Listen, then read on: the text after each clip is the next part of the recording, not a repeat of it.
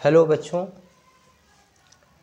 Unique learning M YouTube channel में हम लोग सिंथेसिस पढ़ रहे हैं। जिन लोगों ने अभी तक सब्सक्राइब नहीं किया है वो सब्सक्राइब कर लें और जो भी चैप्टर जो भी मैटर है वो पूरा पढ़ें बेटा, तभी जो है समझ में आएगा। किसी बच्चे ने कमेंट बॉक्स में किया कि सर साफ नहीं दिख पाता, तो बेटा ये ब्लैक बोर्ड है।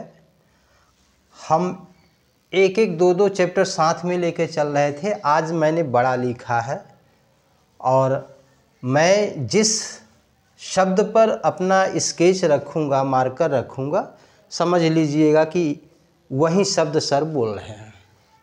ठीक है बेटा। तो हम लोगों ने पनोई नापा में पनोई पढ़ चुके हैं। अब नापा में पहला जो है नाउन है। Noun or phrase in apposition. तो नाउन मीन्स संज्ञा होता है, फ्रेज का मतलब वर्ब से बना रहता है, फ्रेज होता है। ठीक है।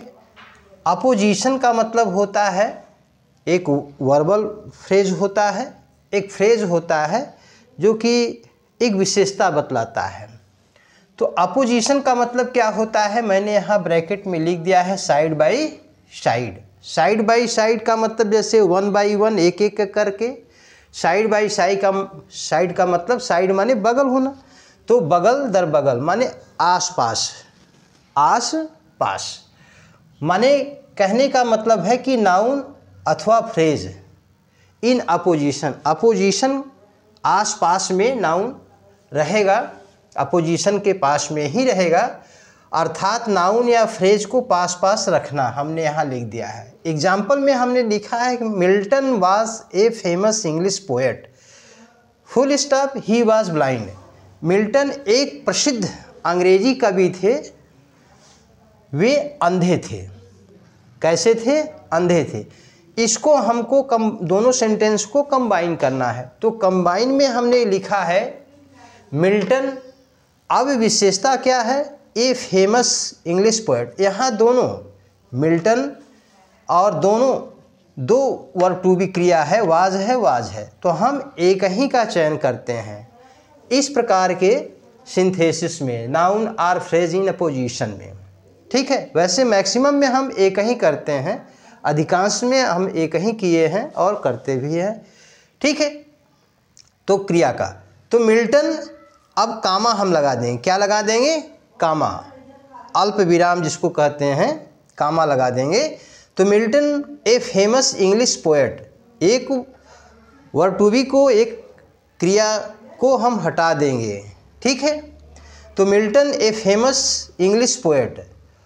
अब कामा लगा करके मिल्टन का ही यहाँ प्रोनाउन है, तो हम प्रोनाउन नहीं लिखेंगे क्योंकि हमें नाम आना चाहिए। तो Milton a famous English poet was blind. Milton एक प्रसिद्ध अंग्रेजी कवि अंधे थे। कैसे थे? अंधे थे। समझ में आ गया?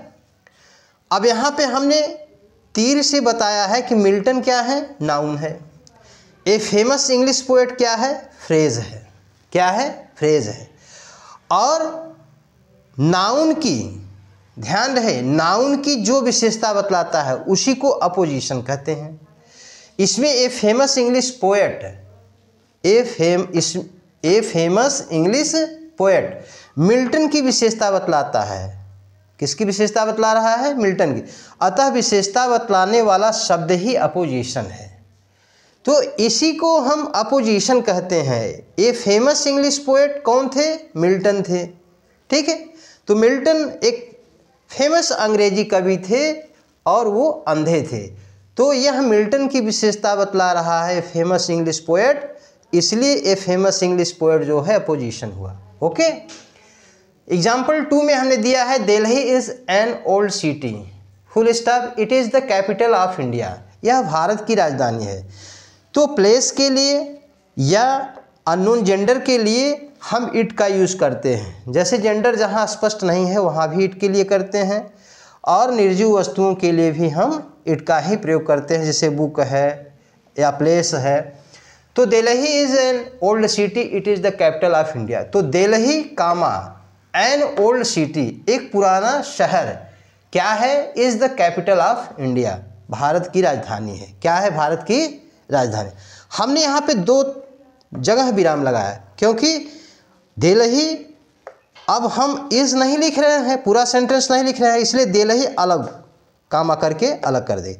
दूसरा हमने वर्ड जोड़ा है एन ओल्ड सिटी, फिर तीसरा है is the capital of India. लेकिन ये सभी जो है एक ही सेंटेंस हो जाता है। Delhi an old city, old city किसकी विशेषता है, दिल्ली की, अपोजिशन एन ओल्ड सिटी हो गया। ओके, आसपास माने नाउन भी और या फ्रेज हो, ये अपोजिशन के पास में ही लिखे जाते हैं, वही अपोजिशन होता है जो नाउन की विशेषता बतलाता है। अब सेपरेट में 3 हम नंबर दिया है, 3rd नंबर दिया है Kabir was a weaver, Kabir एक जुलाहा थे। Full stop he was a great reformer, वह एक महान समाज सुधारक थे। तो अब इसको जोड़ना है।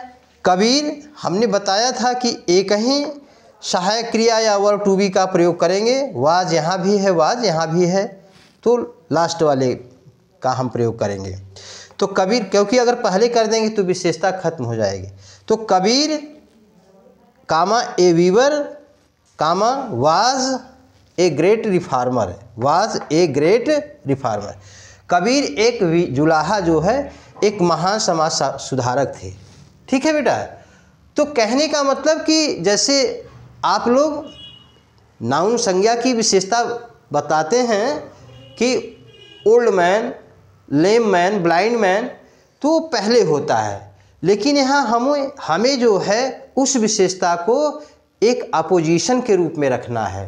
तो इस तरह से नाउन के बाद ही उसकी विशेषता आएगी। ठीक है, लेकिन वो रिलेट करेगा नाउन से। बात समझ गए? ठीक है बेटा, ओके, अपना ध्यान रखना। आगे हम फिर मिलते हैं और इसको पूरा का पूरा पढ़ना।